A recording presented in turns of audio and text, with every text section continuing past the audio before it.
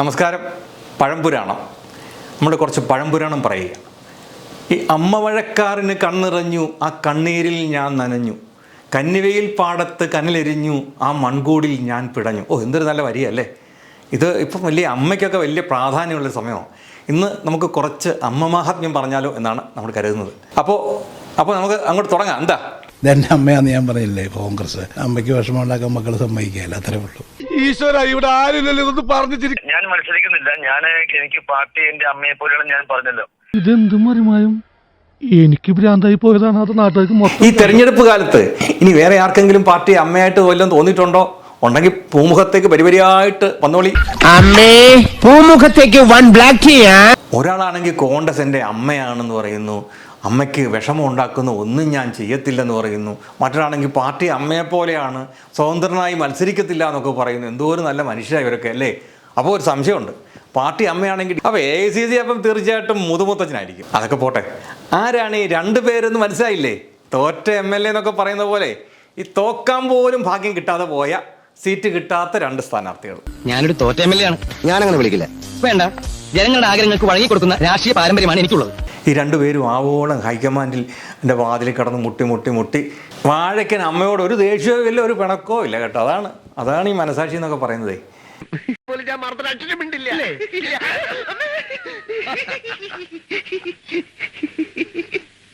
തല്ലിക്കോ, ഇനിയും തല്ലിക്കോ, എങ്ങനെയെങ്കിലും. ഈ തെരഞ്ഞെടുപ്പ് ആയി കഴിയുമ്പോൾ പാർട്ടി എല്ലാവർക്കും അമ്മയാണ്, സീറ്റ് കിട്ടിയില്ലെങ്കിൽ അമ്മയെ തള്ളിപ്പറയും. അയ്യോ അമ്മേ, ഇവർ അത്രക്കാരൊന്നും അല്ല.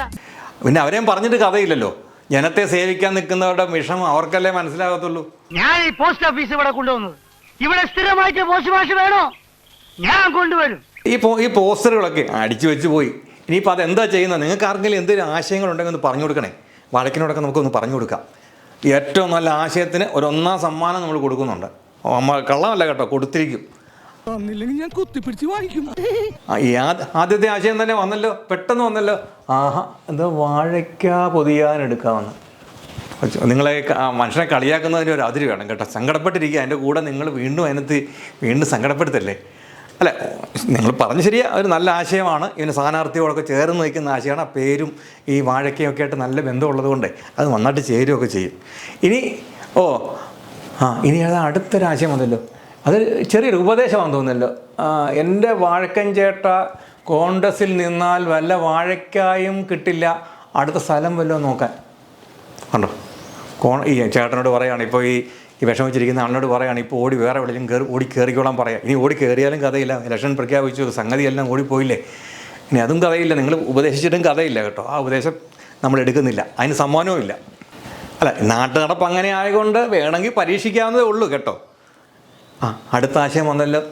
തീയതി വെക്കാത്തത് കൊണ്ട് സൂക്ഷിച്ചു വെച്ചാൽ അടുത്ത 5 വർഷം കഴിഞ്ഞ് ഉപയോഗിക്കാമെന്ന്. അത് കൊള്ളാം. ഏറ്റുമാൻ അവിടെ തന്നെ കാണും. അതിലേ നിങ്ങൾ പറഞ്ഞേ. പിന്നൊരു കാര്യമുണ്ട്, ഡൈ അടിക്കാൻ മറക്കരുതെന്ന്. അത് ശരി. ഈ 5 വർഷം കഴിയുമ്പോഴത്തേക്ക് വാഴക്കൻ ചേട്ടൻ്റെ തലയൊക്കെ ചിലപ്പോൾ നരച്ചു പോയാലേ ചിലപ്പോൾ ഇതുമായിട്ട് മാച്ച് ചെയ്തില്ലെന്ന് വരും. ആളിനെ തിരിച്ചറിഞ്ഞില്ലേ എന്തു ചെയ്യും?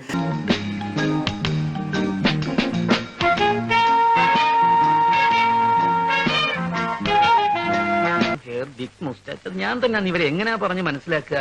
That is me. No, that's not you. Go away, man. I want to go to my room. Security. Throw this. അതുകൊണ്ട് ചില ഡൈ അടിക്കണമെന്ന് മാത്രമേ ഉള്ളൂ. അടുത്ത പ്രാവശ്യം നമുക്ക് ഈ പോസ്റ്ററൊക്കെ ഇവിടെ ഉപയോഗിക്കാം. അത് നല്ല ആശയമാണ്. ആ ഭിത്തിയൊക്കെ അവിടെ കാണും, ഏറ്റുമാനൂരും അവിടെ കാണും. ഈ പശ ഉണങ്ങിപ്പോവും, നമുക്ക് വേറെ പശ ഉണ്ടാക്കാമെന്നേ. അത് സാരമില്ല, പശയുടെ കാര്യമല്ലേ. അല്ല, ഒരു പ്രാക്ടിക്കൽ നിർദ്ദേശമാണ് കേട്ടോ. ഈശ്വരായിട്ടും ആ പോസ്റ്ററൊക്കെ അവിടെ വെച്ചിരുന്ന ആ പോസ്റ്റർ ഒട്ടിക്കാം. അത് കഴിഞ്ഞ് തലയിലെപ്പം ഡൈ അടിക്കുന്ന കാര്യമല്ലേ ഉള്ളൂ. അത് സാരമൊന്നുമില്ല, നമുക്ക് അടിപ്പിക്കാന്നേ. വാഴക്കൻ ചേട്ടനൊക്കെ റെഡിയാന്നേ. നമുക്ക് ഈ അതിദരിദ്രരൊന്നും ഇല്ലാത്ത നാടായി മാറിയിരിക്കുക ഇപ്പം നമുക്കിനി കോൺഗ്രസ് വന്നാലും നമുക്കൊരു കോഴിക്കൊരു വീടെന്നുള്ള പദ്ധതി അതിന് നമുക്ക് ചെയ്യേണ്ടി വരും. കാരണം കോഴിക്ക് മാത്രമേ വീടില്ല, ബാക്കി എല്ലാവർക്കും വീടായിട്ടുണ്ട്. 2500 ഫ്ലക്സ് എന്നല്ലേ പറഞ്ഞേ? 2500 ഫ്ലക്സ് അത് വേണം ഈ കോഴിക്കൂടിനൊരു മേൽക്കൂരയായിട്ട് നമുക്ക് കൊടുക്കാമല്ലോ. അത് നമുക്ക് ഫ്രീ ആയിട്ട് കൊടുക്കാമെന്നേ. നമുക്കൊരു പുണ്യമാകത്തില്ലേ? അതിങ്ങനെ എപ്പോഴും കിടക്കും. 5 വർഷം അത് മറക്കാതെ എല്ലാവരും ഇങ്ങനെ കാണുകയും ചെയ്യും. 5 വർഷം കഴിയുമ്പോൾ നമ്മളവിടെ തന്നെ ഇലക്ഷൻ നിൽക്കും, നമ്മളവിടെ തന്നെ ജയിക്കുകയും ചെയ്യുമല്ലോ. പിന്നെ അപ്പോൾ ആ ഫ്ലെക്സ് അവിടെ കിടക്കട്ടെ, നമുക്ക് സൂക്ഷിച്ച് വെക്കാൻ പ്രത്യേക സ്ഥലം അന്വേഷിക്കേണ്ട. അല്ല, വേറൊരു ഐഡിയ വന്നല്ലോ. ഇത് ഗ്യാസ് ക്ഷാമമുള്ള സമയമല്ലേ, അടുപ്പിൽ തീ പിടിപ്പിക്കാൻ ഉപയോഗിക്കാം. അത് ശരി. അത് ഏറ്റവും യാഥാർത്ഥ്യത്തോടെ ഏറ്റവും ചേർന്ന് പോകുന്ന ഒരു ആശയമാണ്. ഇപ്പം ഗ്യാസ് ഒന്നും കിട്ടാനില്ല, എല്ലാവരും വലിയ കഷ്ടത്തിലാണ്.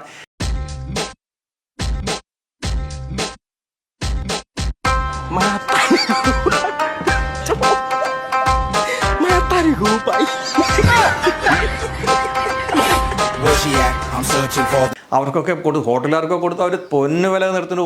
എന്തോരം ദിവസം കത്തിക്കാം. ഈ ആശയങ്ങളിൽ ഏറ്റവും മികച്ചത് ഇത് തന്നെയാണ് കേട്ടോ. ഈ ഗ്യാസ് ഇല്ലാത്ത സമയത്ത് ഇങ്ങനെ ഒരു ആശയം തോന്നിയില്ല, അത് വലിയ കാര്യമാണ് കേട്ടോ. അപ്പോൾ ഇത്തവണത്തെ തെക്കേടത്തമ്മ പുരസ്കാരം നമുക്ക് കൊടുക്കാൻ പോകുന്നത് ഇപ്പോഴത്തെ ഈ ആശയത്തിനാണ്. ഗ്യാസിന്റെ കാര്യം പെട്ടെന്ന് ഓർപ്പിച്ച ആളിന്. പത്രം മറച്ചു നോക്കി, എന്റെ മാത്രം പേരില്ല. നമ്മൾ മറക്കത്തില്ലേ, എന്താ വെച്ചാൽ നമുക്ക് മറക്കാൻ പറ്റത്തില്ല. കവിത ഇങ്ങനെ ഈ കാതികളെ കയറി ഇങ്ങനെ പൊക്കോണ്ടിരിക്കുക ഇപ്പോഴും ആ കവിത. ഏതു മണ്ഡലം നോക്കി ഇരിപ്പു നീ, ഏതു മണ്ഡലം കൈവിട്ടു പോകുമോ. ഒത്തിരി കാര്യം പറയാനുണ്ട് കേട്ടോ. പാവം എന്തുമാത്രം കവിതയൊക്കെ എഴുതി നടന്ന ഒരാളാ പാവം. അവസ്ഥയൊന്ന് ഓർത്തേ. നമ്മുടെ എൽദോച്ചാൻ ഈ ഹൈക്കമാൻഡ് ഇത്തവണ അവസരം തരുമെന്ന് പ്രതീക്ഷിച്ച് ഇരിപ്പായിരുന്നു. പിന്നെ സംഗതി എത്ര ശരിയാകുന്നില്ല എന്ന് തോന്നിയപ്പോൾ വലിയ പത്രസമ്മേളനമൊക്കെ വിളിച്ചു കൂട്ടിയൊക്കെ പറഞ്ഞു നോക്കി, ഞാൻ സ്വതന്ത്രനായി കളയുമെന്നൊക്കെ ഉള്ളത് പേടിപ്പിച്ചൊക്കെ നോക്കി. പക്ഷേ ഒന്നും നടന്നില്ല. പിന്നെ നേരെ വണ്ടി കയറി അങ്ങ് ഡൽഹിയിലോട്ട് പോയി. അപ്പോൾ ഡൽഹി ചെന്നിട്ട് അവിടെ ചെന്ന് മുട്ടിയിട്ടോ ഇപ്പോൾ അവിടെ ഒന്നും നടക്കാതെ താൻ യോഗ്യനാണെന്നൊക്കെ പലതവണ ആണയിട്ട് പറഞ്ഞിട്ട് അവരൊന്നും കേട്ടില്ലെന്നേ. അല്ലെങ്കിൽ ഈ വാഴക്കനെ പോലെ ബുദ്ധിയില്ലാത്ത ആളൊന്നും അല്ല എൽദോച്ചായൻ. അത് ആരെങ്കിലും പറഞ്ഞാൽ ഉടനെ പോയി ഒരു പോസ്റ്റർ അങ്ങ് അടിച്ച് വെക്കുക, പിന്നെ അതിപ്പം എണ്ണി അടുക്കി വെച്ച് 1.5 ലക്ഷം ആയി എന്നൊന്നും നോക്കുക, അങ്ങനെയുള്ള പരിപാടിയൊന്നും പുള്ളിക്കില്ല. പുള്ളി നാട്ടുകാരെയൊക്കെ വിളിച്ചു കൂട്ടി പത്രസമ്മേളനമൊക്കെ അങ്ങ് നടത്തി. അപ്പോൾ ഞാൻ യോഗ്യനാണ് എന്ന് എല്ലാവരോടൊക്കെ ഒന്ന് അറിയിച്ച് ഒക്കെ ഇരുന്നു. എന്നാൽ ഇപ്പം ഹൈക്കമാൻഡ് ഇപ്പം തരും എന്നൊക്കെ പ്രതീക്ഷിച്ചിരുന്നു. ഒടുവിൽ ഒന്നും നടന്നില്ല. അപ്പോൾ അങ്ങനെ സംഗതി ഒന്നും നടക്കത്തില്ലെന്ന് മനസ്സിലായപ്പം മല ഇങ്ങോട്ട് വന്നില്ലെങ്കിൽ മമ്മദ് എന്ത് ചെയ്യും, മമ്മദ് അങ്ങോട്ട് ചെല്ലും എന്ന് പറഞ്ഞ പോലെ എൽദോച്ചായ നേരെ വിമാനം പിടിച്ച് ഡൽഹിക്ക്. ഒരു 4 നേരം പത്രസമ്മേളനം വിളിച്ച് ഹൈക്കമാൻഡിൻ്റെ ഗുണങ്ങൾ, ഹൈക്കമാൻഡിനെ പറ്റി അങ്ങനെ പുകഴ്ത്തി വലിയ ഒരു കൊമള പോലെ അങ്ങ് പൊക്കി. പക്ഷേ ഇതൊന്നും കേട്ടാലൊന്നും കുലുങ്ങുന്നതല്ല നമ്മുടെ ഹൈക്കമാൻഡേ. ഇതെത്ര ഞാണിമേക്കളി കണ്ട ആളാണ്. പക്ഷേ ഇതൊന്നും കണ്ടിട്ട് നമ്മുടെ കാര്യങ്ങൾ നടക്കുന്നില്ലെന്ന് കണ്ടപ്പോൾ എൽദോച്ചായൻ നാട്ടിൽ വിളിച്ച് പറഞ്ഞ് 500 രൂപയും ബിരിയാണിയും ഒക്കെ കൊടുത്ത് വലിയ ഒരു ജാഥ അങ്ങോട്ട് അങ്ങ് നടത്തി. എന്നാലും ഹൈക്കമാൻഡ് വഴങ്ങുമെന്ന് തേച്ചു, അപ്പോഴും വഴങ്ങിയില്ല. എൽദോച്ചായൻ്റെ ഉമ്മാക്കളിയൊന്നും അവിടെ പോകത്തില്ല എന്ന് എൽദോച്ചായൻ്റെ മുഖത്ത് നോക്കി രാഹുൽ ഗാന്ധി പറഞ്ഞെന്നാണ് പറയുന്നത്.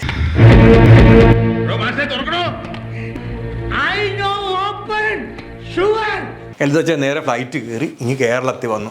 എന്നിട്ട് പറഞ്ഞു, അമ്മയാണ് സത്യം, എനിക്ക് പാർട്ടി എന്ന് പറഞ്ഞാൽ അമ്മയാണ് എന്ന് അങ്ങ് ഉറപ്പിച്ചു പറഞ്ഞു. എന്റെ അമ്മയുടെ പേര് പീതാംബരൻ എന്നായിരുന്നു. എനിക്കറിയാം, ഇവന്റെ അച്ഛന്റെ പേര് ഭവാനിയമ്മ അല്ലേ. അപ്പോൾ രണ്ടാമത്തെ ആളായി. അപ്പോൾ വാഴക്കൻ്റെ അമ്മയാണ്, ഇദ്ദേഹത്തിൻ്റെ അമ്മ. 2 പേര് സഹോദരന്മാരായിപ്പോൾ. ഈ സാധാരണ അണികൾക്കല്ലെങ്കിലും ഉണ്ട് പരാതിയുള്ളതാണ്. ഈ വർഷങ്ങളായിട്ട് ഇങ്ങനെ പാർട്ടിക്ക് വേണ്ടി വിറകീറുകയും വെള്ളം കോരുകയും പണിയെടുക്കുന്നവരൊക്കെ പണിയെടുക്കുന്നവരൊക്കെ പാർട്ടി ഒരു പരിഗണിക്കത്തില്ല. ഇത് ഒരു കാര്യം പറഞ്ഞാൽ സത്യമാണ്. അല്ലെങ്കിൽ ഈ സാധാരണക്കാരനെ കൊടി പിടിക്കാനും വിറക് വെട്ടാനും വെള്ളം കോരാനും പണിയെടുക്കാനും ഒക്കെ സാധാരണ പ്രവർത്തകർ നടക്കും. പക്ഷേ ഈ 2ഉം 3ഉം തവണയൊക്കെ MLA ആയവർക്കും MP ആയവർക്കും ഒക്കെ വീണ്ടും MLA ആണെന്ന് പറഞ്ഞാൽ ഈ സാധാരണക്കാരനൊക്കെ എന്തോ ചെയ്യും? അത് ഈ എൽദോ ചേട്ടനും വാഴക്കൻ ചേട്ടനും ഒന്ന് ഓർക്കണ്ടായോ? ഇപ്പോൾ ഏതായാലും കോൺഗ്രസിൻ്റെ അടുക്കളപ്പുറത്തുനിന്ന് പോയ സ്ഥിതിക്ക് ഇനി 2 പേരെയും ഭാവിയിൽ എന്താകുമോ എന്തോ, ഈ മീനവിയൽ എന്താകുമോ എന്തോ എന്ന് പറയുന്നത് പോലെ ഇവരെന്താകുമോ എന്തോ. സാധാരണ പാർട്ടിയുടെ പിന്നാമ്പുറത്തേക്ക് തള്ളപ്പെടാനാണ് സാധ്യത. 5 വർഷം കഴിയുമ്പോഴത്തേക്ക് ആരറിയുമോ എന്തോ. കഴിവുള്ള പിള്ളേർ ഇനിയും ഉണ്ടല്ലോ, അവരൊക്കെ കയറി വരട്ടെന്നേ. അവർക്കും ഇല്ലേ നാട്ടുകാരെയും വീട്ടുകാരെയും ഒക്കെ സേവിക്കാനുള്ളൊരു കൊതി, അവരും സേവിക്കട്ടെന്നേ. ചെയ്ത വീരപ്രവൃത്തികൾ ഇന്നിതാ ധീരമൃത്യുവായി ഫേസ്ബുക്ക് കമന്റുകൾ.